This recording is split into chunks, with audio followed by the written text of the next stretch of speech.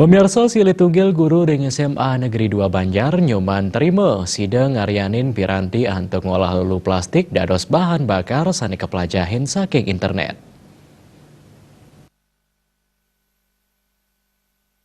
Nyoman terima pindah ke guru BK ring SMA Negeri 2 Banjar Buleleng sampun sidang ngarianin piranti untuk ngolah lelu plastik dados bahan bakar. Pamidabdab ngarianin piranti puniki sangkaneng uratian indik kewentenan lelu plastik ring widangan ipun.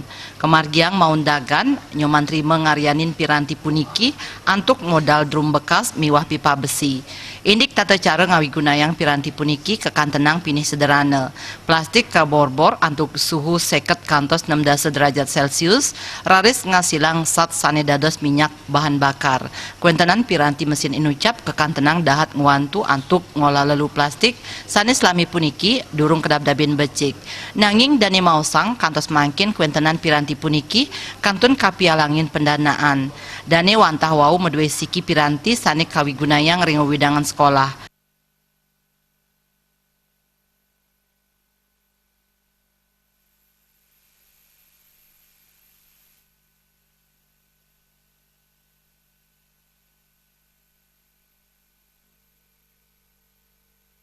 Duaning sidang ngasilang bahan bakar, nanging piranti inucap durung nanin ka uji coba ring kendaraan.